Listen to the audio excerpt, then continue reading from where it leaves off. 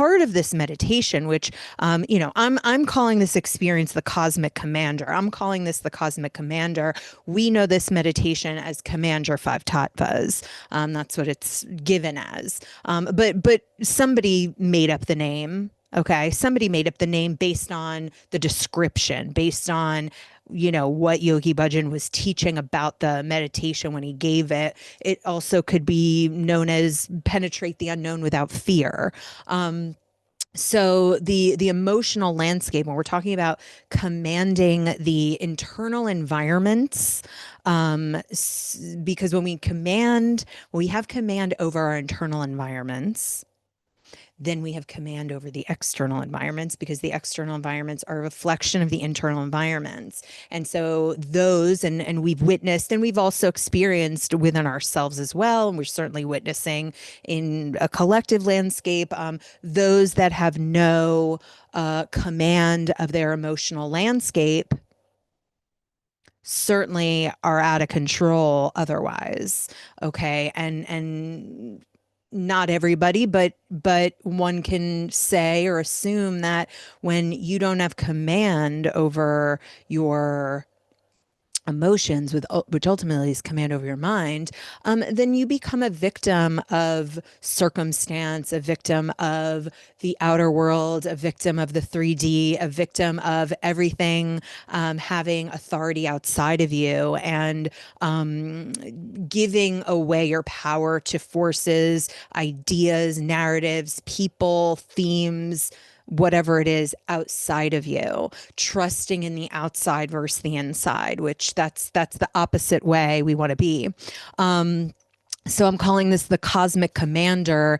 And in addition to that elemental, emotional command, this meditation also serves to deepen what we call in this Kundalini landscape, the Vox City, the power of word, the power of the spoken word, which we already have.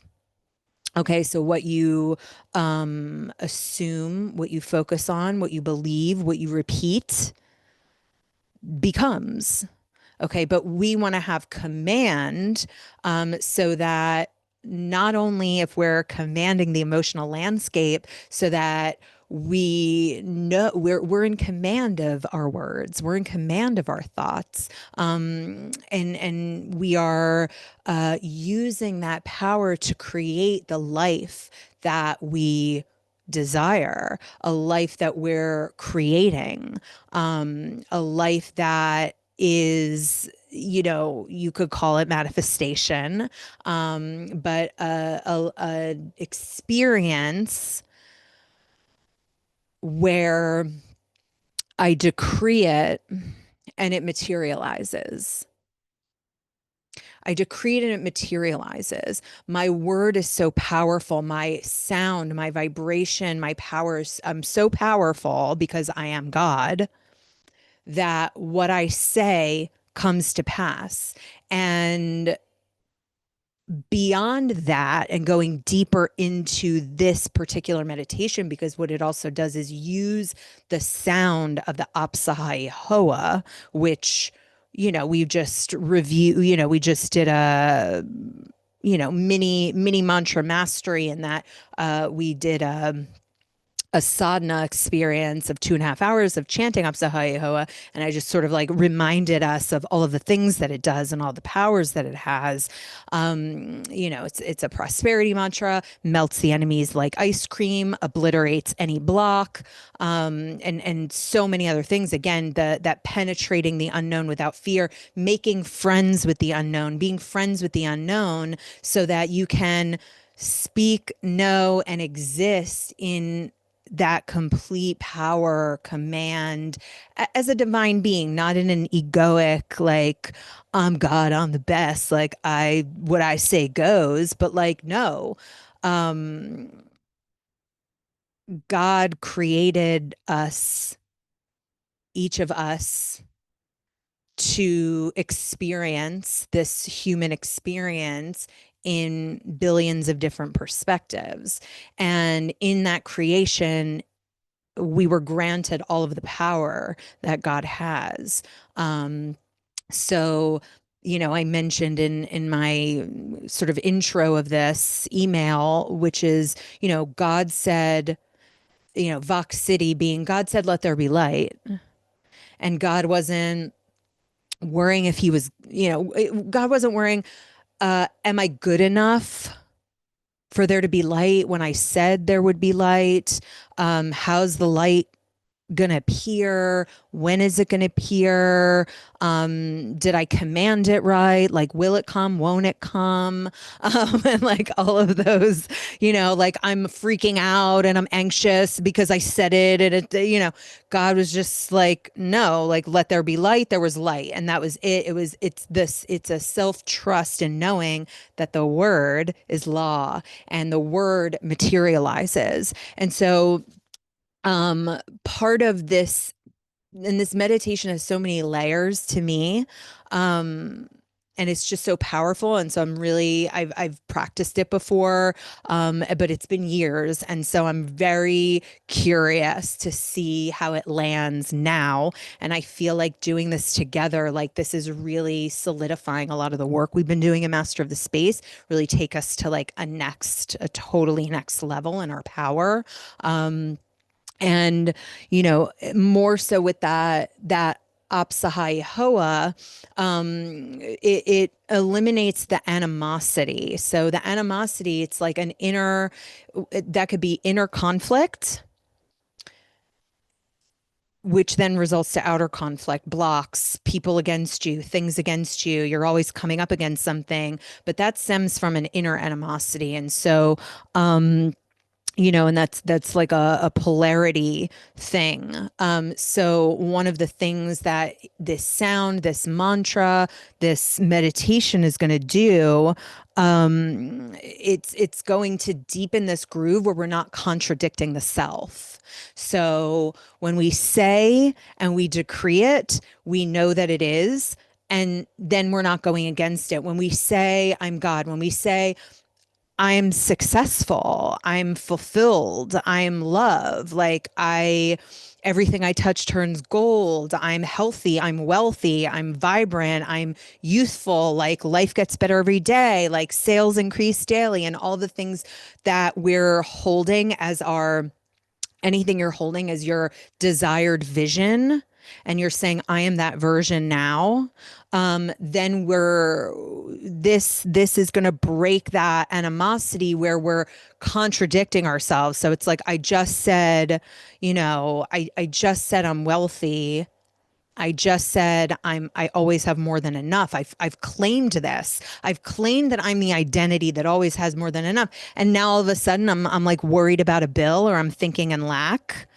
That's a contradiction. That's a polarity. That's something we must neutralize, because we must stay, no matter what we're seeing, perceiving with our eyes in the third dimension, we must stay rooted in, nope, I claimed this. I know this. This is my assumption. I'm holding to this. I'm sticking to this. I'm steady in this. I'm unwavering in this idea, whatever this thing is for me, that is meant for me, that I know is mine, that this is the upgrade that is now. It's not outside of me. I don't have to wait for it. It's not in the future. I'm that version that has it, that is it. Okay. And I'm not waiting around. I'm God power.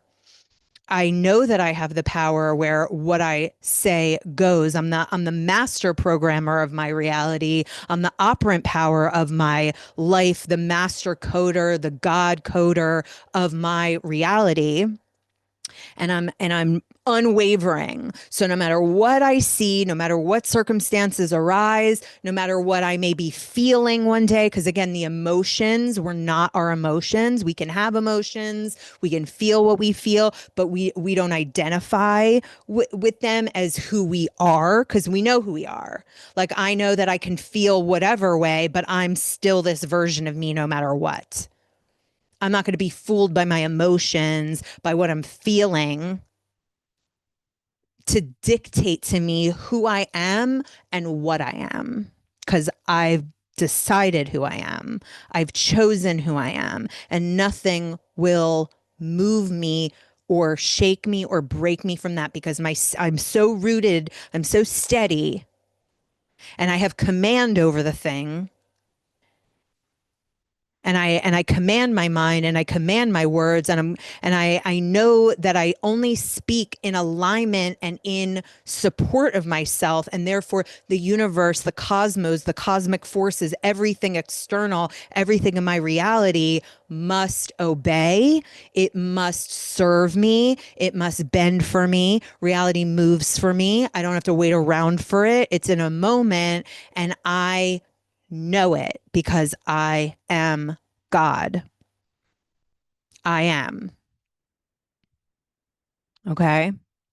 So, and then we just have this, and then part of the just sticking with and doing something and committing to something for a 90-day period of time. And again, this is, if you miss a day, you miss a day. It's not about like, you must be perfect and every day you show up for this thing, no matter what, like it's not about, and then you feel guilty if you miss a day. It's not that. This is like, I'm committing that for these next few months of time.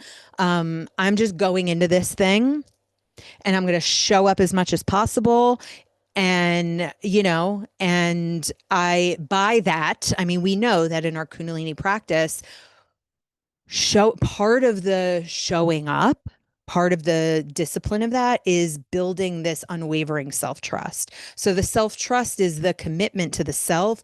When you trust you, everything can't help but to trust you. All the things you want can't help but trust you. You trust you, money trusts you. You trust you, people trust you to work with you, to hire you, to partner with you, to be in a relationship with you, to anything you want, which again, you're the source of everything. That's the thing. You're the source of everything. You are everything. You are everything. So the deeper the self-trust, and then that Vox City, that power of whatever you say, whatever you decree becomes law and materializes.